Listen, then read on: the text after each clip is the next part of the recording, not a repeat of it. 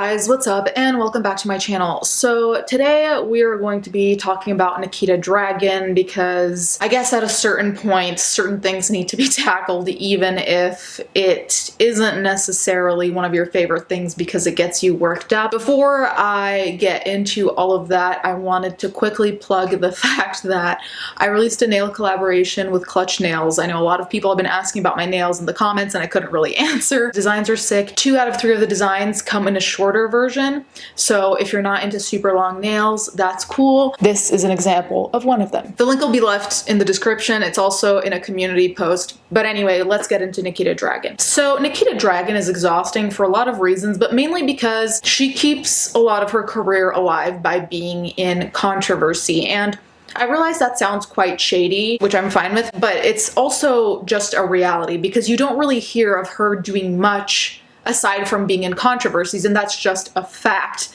Hence, she stays relevant via the controversial shit she does. Every so often, you'll hear that Dragun Beauty, her beauty brand, is launching something that is both expensive for what it is, especially as a non-established brand, and isn't particularly groundbreaking or innovative, in my opinion. But all of those things are not worth making a video over because really, okay, if I don't like the palette, who gives a shit? On the other hand, there are a lot of things about Nikita that have been piling up, and then yesterday I kind of just came to my breaking point. Mainly because I saw that she was having a party where she's like, I'm turning 21 when she's actually 25. Apparently it's some running joke. And she had this like Pussy Palace themed birthday, which was not my taste, but regardless, let's remember the main thing here. I don't care about what theme party you throw. It's the fact that we are still in a pandemic. Many people haven't gotten vaccinations, and even if they have, that doesn't mean you should just, like, the minute you get it, run around like nothing ever happened. People's lives are still at a standstill. People have died. People have endured horrible symptoms, the same way that there are people who are asymptomatic or had mild symptoms. But the idea is we don't want this to spread and have more people have mild or severe symptoms, or even worse. She had to have this birthday party, obviously, because otherwise, you know, the world would simply not go on if we didn't have the Pussy Palace, apparently. There was the claim that everyone was COVID tested, but when I saw how big the party was, it was just very difficult for me to believe that all of these people got COVID tested, and aside from that,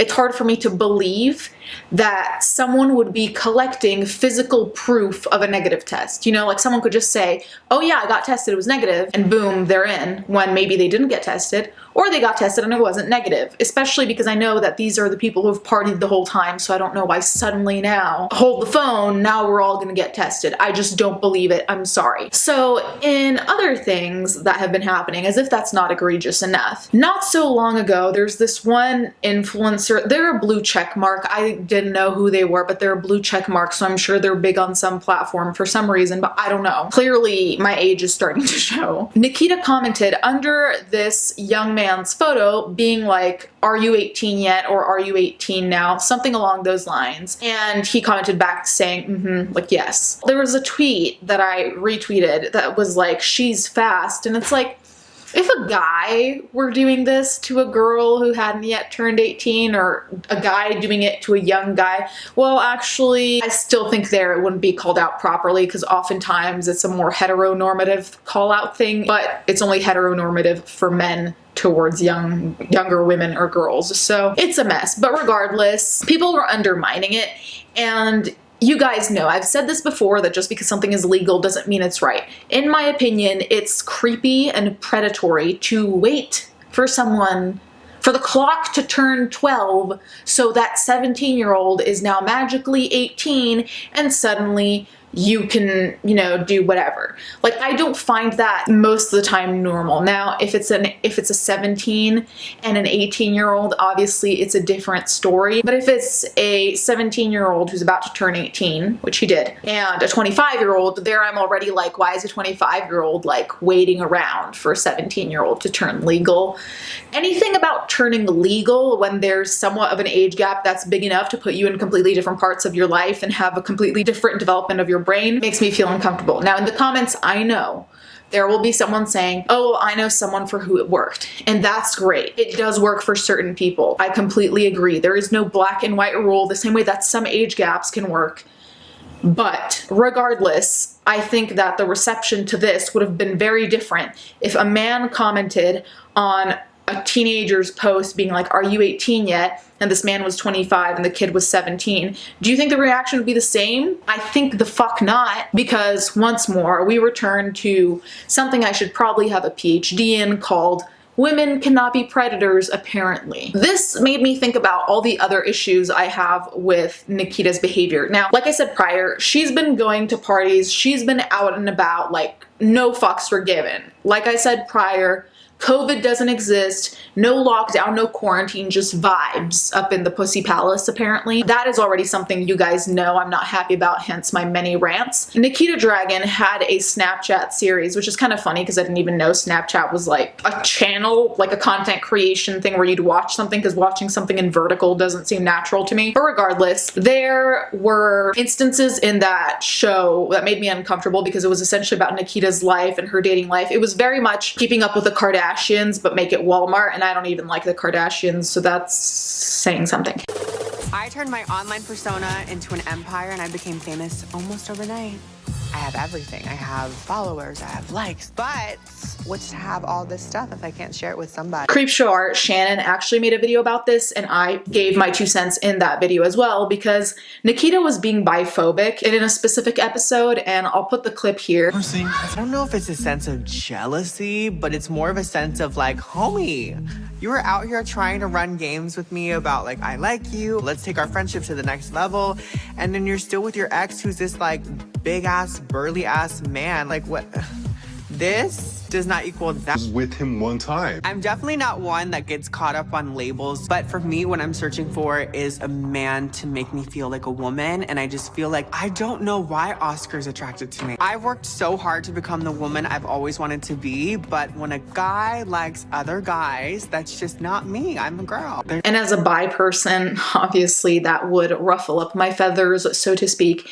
And in that clip, she's talking about a potential person she wants to date who's a man, and she was saying that she didn't like that he had boyfriends before her. I don't know, it's just a very inappropriate thing to say in my opinion, because if someone's bi, you either respect that or you stay away from them. Ideally you respect that, but to not respect a bi person and then want to try to date them, but then squeeze in this thing of like, oh, I don't like that they dated men before. It's like, well, what the fuck were you expecting? Not that every bi man has dated men, but there's a possibility, and clearly you know that they're attracted to other men. So I just didn't understand why someone who's not accepting, apparently, of that would try to date.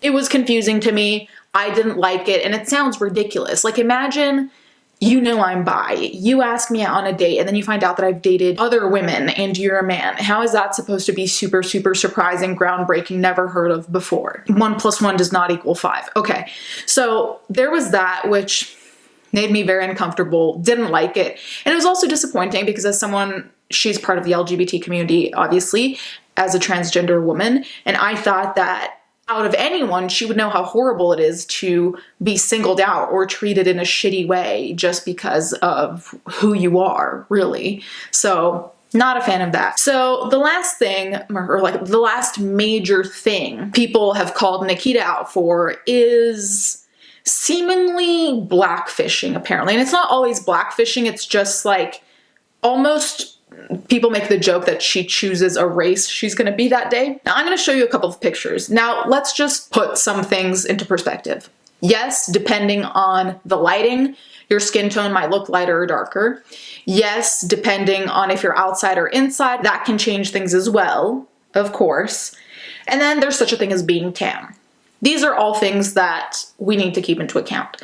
However, if you look through these pictures, it's not just like that. It's not just like, oh, they went on vacation somewhere sunny. It's more like, oh, okay, this looks like drastically different to the point where it almost looks like a different person. In one of these pictures as well, she's with Tony Lopez. Now, I'm not a fan of guilt by association because I don't think that because you knew or know someone that did something bad, it means that you are also a bad person. That being said, there are exceptions in the sense of If you find out that someone like Tony Lopez, as an adult, was sending 15-year-olds requests for inappropriate photos, and then you still defend them, that's not guilt by association. That's you telling me what your morals and standards are. And in fact, in one of these pictures where she looks a lot lighter skinned, she is with Tony Lopez, who she did in fact defend when he was accused with proof of speaking to minors inappropriately. In just the, 10 minutes this video is probably gonna be, what have we heard of? Partying during COVID, being biphobic, trying to appear a different race. You guys can let me know what you think about that. Defending predatory pedophile behavior, and then her own predatory behavior. That is 6 things in less than 20 minutes, not even 15 minutes. What? You know, so I think that if these are just like quote unquote recent things as well.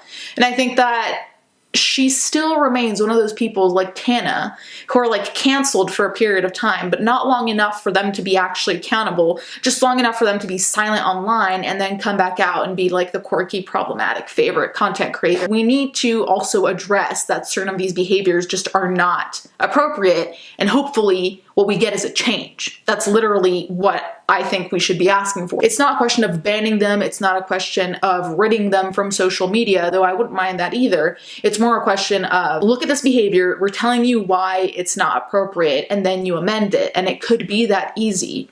But because these people have such inflated egos, they think they can do no wrong. And so here we all are, essentially screaming at brick walls, which is maybe what I'm doing in this video. Great. Anyways, guys, let me know what you think in the comments down below. Thank you guys so much for watching. Thank you to my patrons as always, and let's get